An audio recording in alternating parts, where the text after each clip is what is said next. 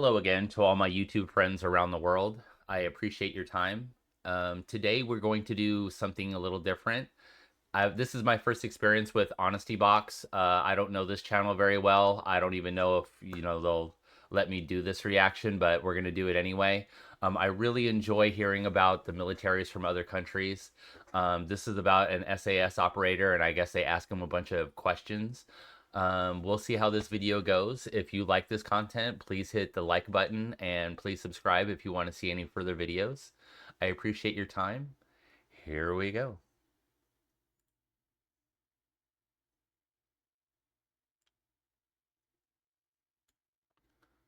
Hi, my name is Big Phil Campion. I'm former 22 SAS, and I spent a little bit of time on the circuit doing some paramilitary stuff abroad, but we'll find out all about that later, I'm sure. I'm here to answer some questions from the Honesty Box. Sweet.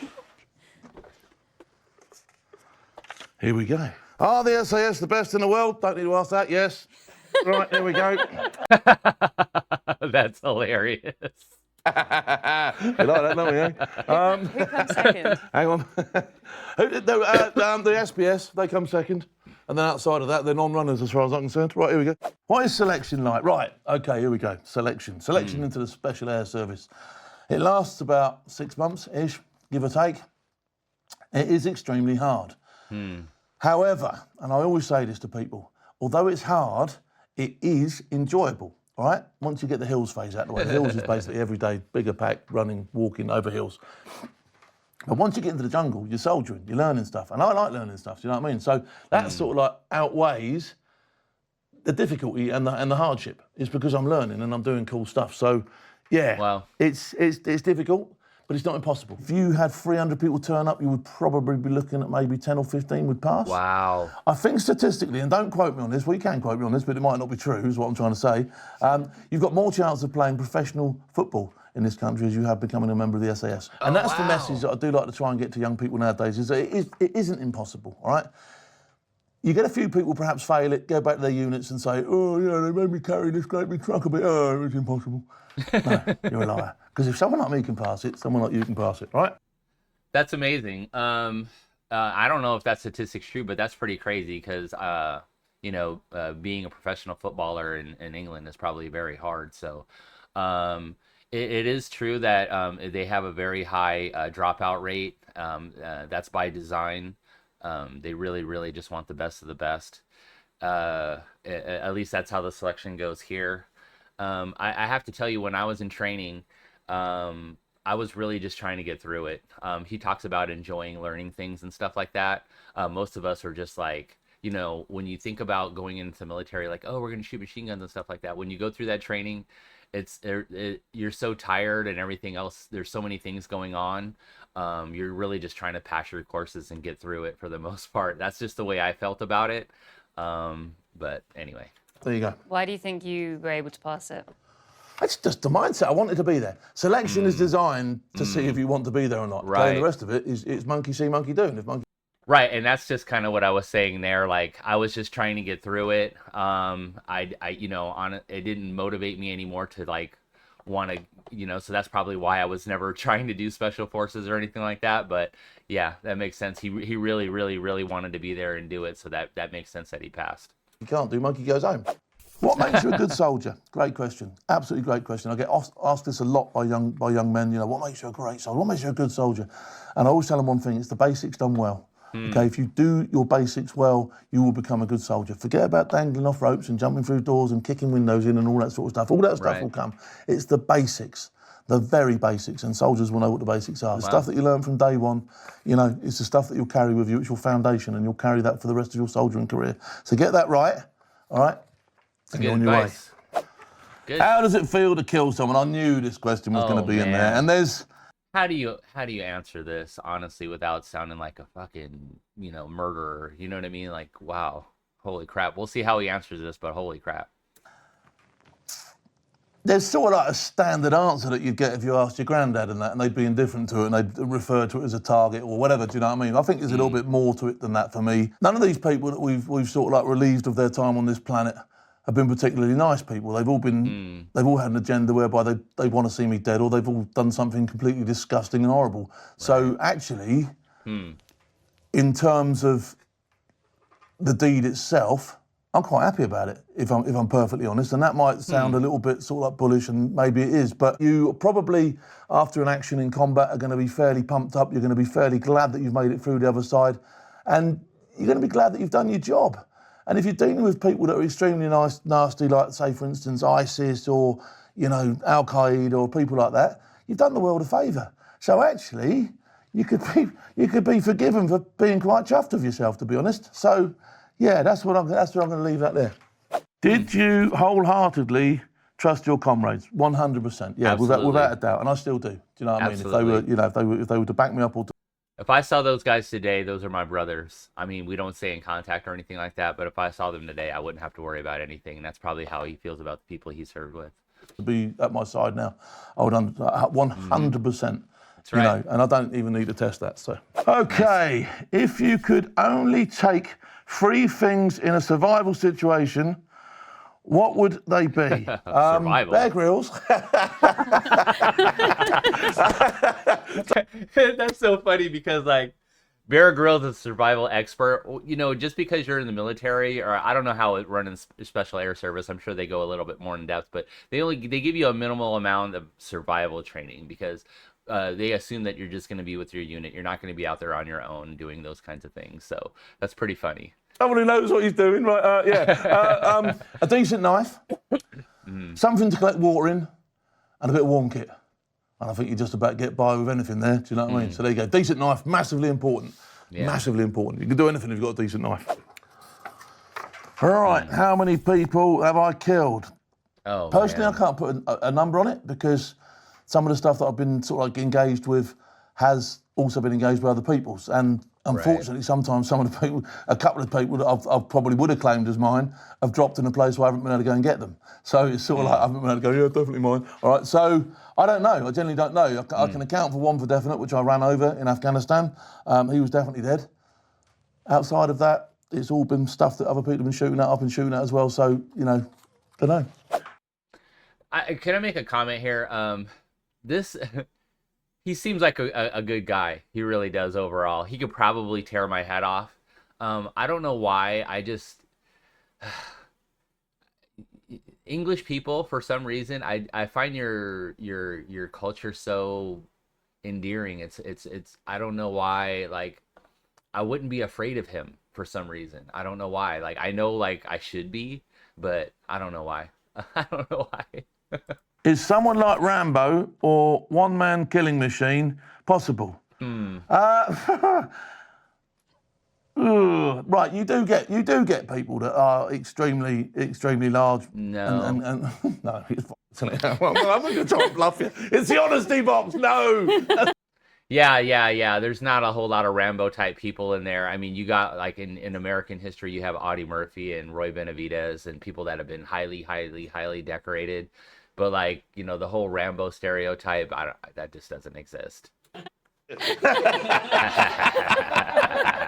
Oh, dear me. What is the most horrifying scene I've witnessed on duty? I've seen a couple. No. I've seen a couple of large explosions, right?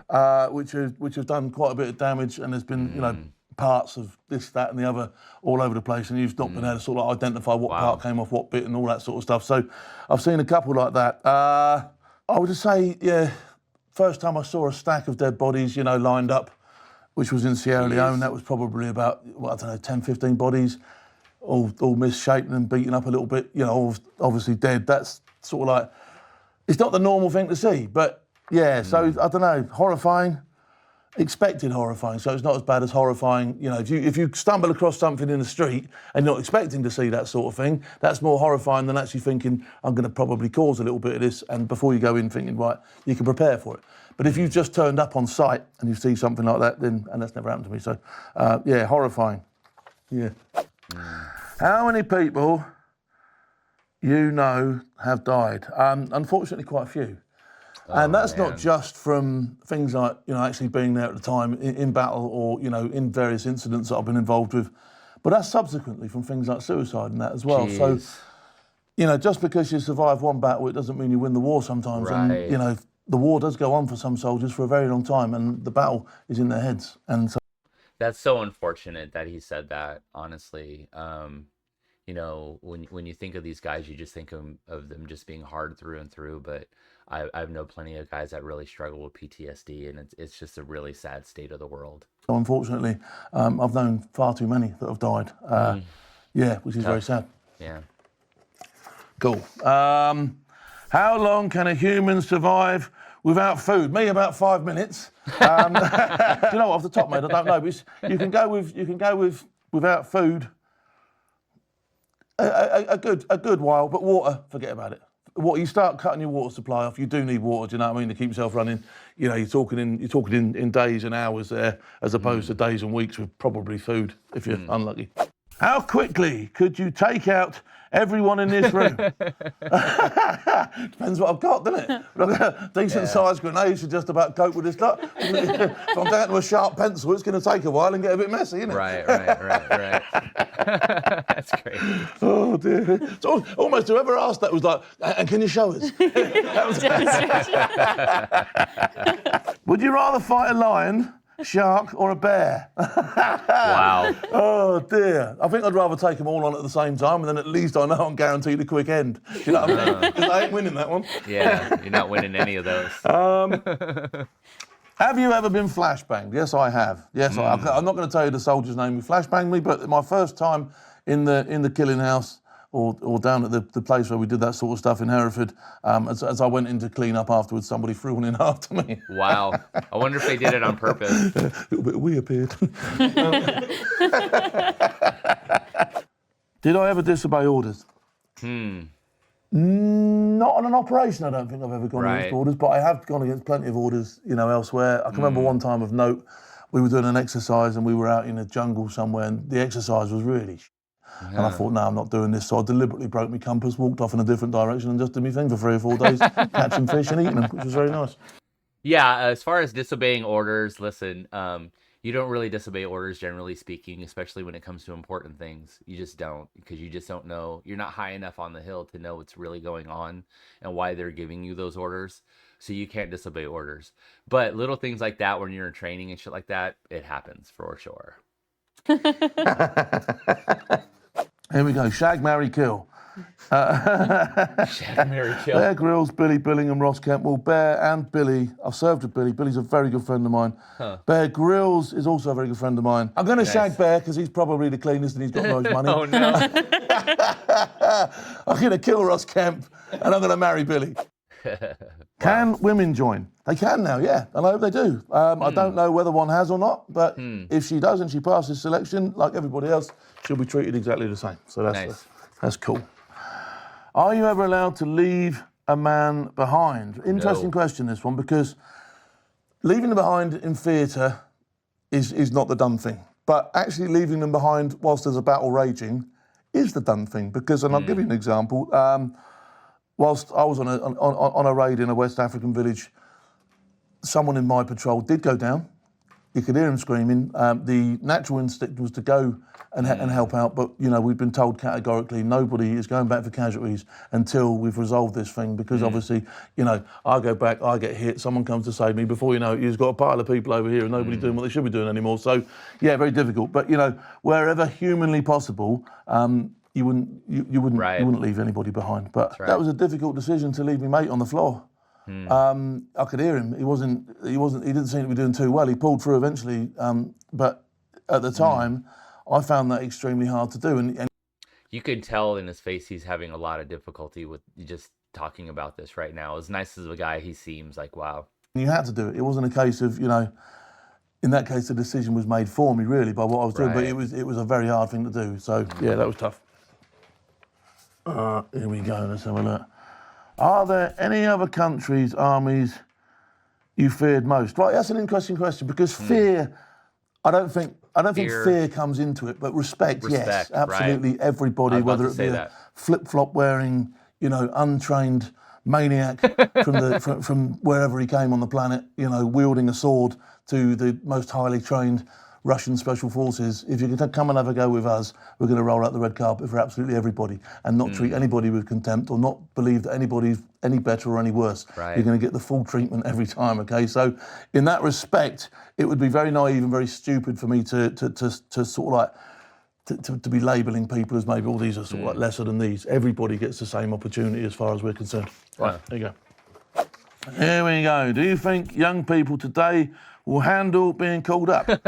Right, yes, I do. And I say that because I'm involved in a number of youth organisations, and what I see in youth today, although they're different to what we were when I was a kid, when the guns are firing, they will respond, and I can promise you that. And you know, nothing I've seen tells me otherwise. I've done a lot of stuff with the cadets. I do a lot of stuff with the military preparation colleges, and all those young people are going to make a difference. They want to make a difference. I say this to a lot of people. If it's something that you want to do, if it's something that flicks your switch, you know, join the army and go and do it. Apply, volunteer, okay? Because that's what it's all about. Don't get to my age now, which I'm 55 soon, all right? Don't get to my age and look back and go, oh, I wish I'd done that. Do it now, all right? Because otherwise the chance will go. It's true. Like you gotta take your momentum when you get out of school when you're a young person and just do what you're gonna do because it goes really fast. It really does. Things happen extremely fast. So use that motivation and go as fast. And honestly, I have something else to say about the youth of the world right now. It is a little different. I'm trying to get used to. I have kids, you know, in their teens and 20s. So you know, the culture is a lot different. I do think if things went badly, like we would still get a decent response. But this whole thing with social media and stuff with the youth, it could get a little scary and sketchy. I could totally see why people would ask that question. Are you desensitized to violence? No, not at all.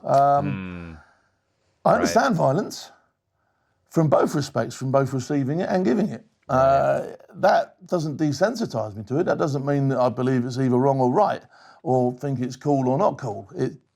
I'm indifferent to it, I would have said. So yeah, that's not desensitized. Do you think a lot of people are desensitized in the army? Again, I don't think desensitized, but it comes. You know, does a butcher get squeamish when he cuts a pig open? No, he doesn't eventually, does he? I mean, I did my work experience once as a butcher's assistant. I was like, and by the end of it, I'm like, you know what I mean? So it's that sort of thing, innit? Do you know what I mean? It's not, it's indifference, isn't it? What scares you the most? The missus. Absolutely, categorically the missus, yeah, I'm proper, yeah. Spiders, I don't like spiders, hate them. That's hilarious. Big Sassman spider, Hilarious. Right, does anything you've seen keep you up at night? I've had a few rough nights sleep. Now, not because of stuff that I've seen, but because I've woke up believing I was still doing stuff. And not that I've had a problem with that, but it's sort of like, it's a bit of a stuff. And I went for a period, and I still dream to this day that I'm in the army. I still do it to this day. When you've been in a long time, I can see that. Sometimes wake up thinking I'm in the army. Yeah. I think it has a massive impact on your life. The stuff that you do will stay with you forever. And like I say, it does, ultimately, if it stays for you forever, that's one of the ways that it does stay. So, yeah, I do get a bit of sleep disruption. What could be improved in the SAS? Great question, that as well. So they'll be asking exactly the same question every time they go out the door. They will ask themselves the question, when they come home, what can be improved? And absolutely everything is debriefed every time the regiment does something. So it could be the most minor thing, the biggest thing, but as soon as everybody's in, as soon as they've finished what they're doing, they'll sit around and they'll go, right, how can we make that better? Okay, so that's a very good question. So there'll be loads of things that could be done, you know, whether it be through the use of different technologies, through doing things slightly differently, but experience is usually the one that will dictate this. And so, yeah, very good question. And it's a permanently evolving question. Yep. Nice. Is there support for ex-service men and women? There is. I would probably tend to say that sometimes there's not enough. Yeah. I would also say that if you look at the format that the Americans use with their ex-military, etc., they probably do a little bit more over there, and there's certainly stuff that we could learn from here. We have a Veterans Administration here that takes care of a lot of us. There's a lot of benefits to it. I've used the Veterans Administration. I got a home loan through the Veterans Administration. So they do have programs here. It still needs to be improved here a lot. They really need to focus on mental health and helping our heroes. Because think about it, that a very low percentage of people actually volunteer for the military. And you know, they preserve our way of life, so we owe them. You know what I mean? That's just the way I feel about it. So Ultimately, there can always be something more done. Do you know what I mean? that's right. How under threat are we as the public? Good question. You know, there's all this stuff you watch on television. And there's a lot of scaremongering goes on in the press as well. Direct threat right now, I'd have said we're sort of like, we're not out of the woods. We're certainly not in peace times. You know, there's a lot of stuff going on. There's a lot of finger pointing. There's a lot of aggro. You know, there's this. You know, there's an underlying of Islamic terrorism which is still there, although it's not as prevalent and maybe not, you know, heard of as much. But trust me now when I say there's probably people working around the clock to negate those sorts of threats. You know, we are a small species. We are the only life, as far as we know, in a galaxy of billions and billions of stars. Imagine if we fuck it up. Did I ever feel guilty? No. No, not at all. That's good. Not at all in anything I've ever done. That's good. No, not even slightly. Not to anybody, because, you know, ultimately I was there following a set of orders, doing what I was told to do. And so, yeah, no. That's the bottom line. I don't think I need to reconcile about anything. You know, I signed up to do a job. Man. I did that job. Nice. I was quite happy doing that job. And so reconciliation, not for me. Who's the biggest hero to you?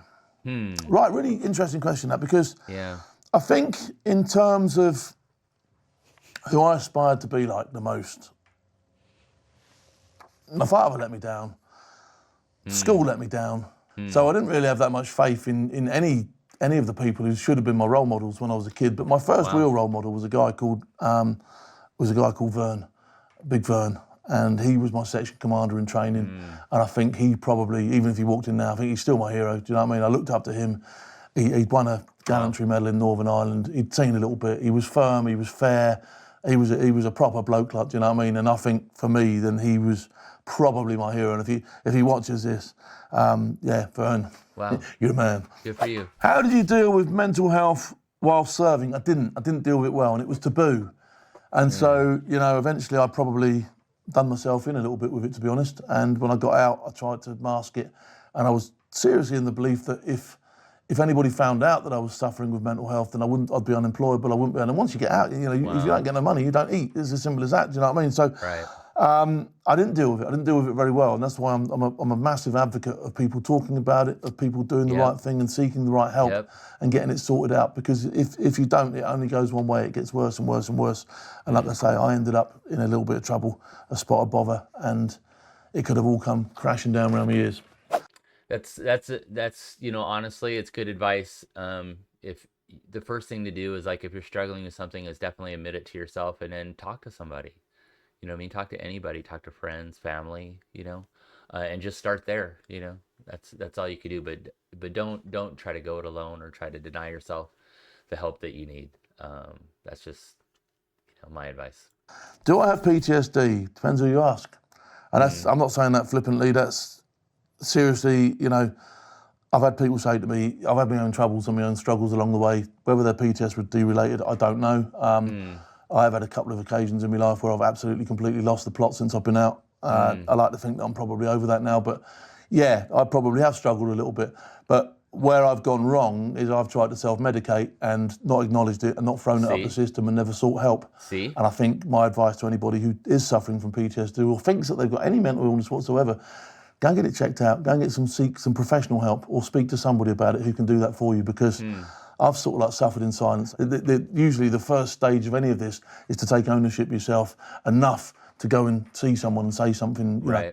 Best piece of advice you've received? I've been really blessed in as far as I've had some great pieces of advice given me. But one of the best pieces of advice I think I've received was as a young man when I was in the squadron. And the sergeant major said to me, he said, look, if you find a job that you enjoy, you don't go to work. And I think that's really stuck with me. I've always done stuff that I enjoyed, do you know what I mean? And if I don't enjoy something, I move on pretty swiftly, because you know, life's too short to be doing stuff you don't enjoy. You know what I mean? There's the necessity sometimes, I know you've got to pay your bills and all that sort of stuff, but you know, find something you enjoy to pay your bills, and if you can, you're laughing. Good advice. Best day on the job. Do you know the best day on the job was probably the day I got picked up all those years back as a young man from the train station, and I had my, had my little rucksack in my hand, and they put me on the back of a 4-ton truck and they took me up to depot. And as we drove through the camp gates, I realised that I was safe now. I was in a place where all the demons from outside, from when I was a kid, couldn't get me anymore. I was part of something bigger, something much bigger, something a lot better. And that now actually I could make my own luck. I can concentrate on what I wanted to do for a living and how I wanted to conduct my life. And I felt safe. I genuinely felt safe the day I went through those gates. And I had a great, fantastic time. I'm going to share mine with you. Mine, I remember this distinctly. I was in combat training. We just got done with a very hard day of training that day. We had camo paint on our faces. We were all, me and like maybe 10 other guys were just sitting around this fighting hole, just shooting the shit. We were all dirty and tired, and helicopters were going over our heads and this kind of stuff. And I had just turned 18 years old, so that was the first time I really felt like a man, and that you know, I could actually do this. And to me, that just kind of opened up the world for me. It gave me confidence, and that could honestly say that was probably the best day I had in the military. Just the realization that I am a man and I can do this. So that was mine. There you go. Starting getting teary now. I told you to get emotional. Yeah. Lovely answer. Do you miss it? Of course I do. Absolutely. Full on I miss it.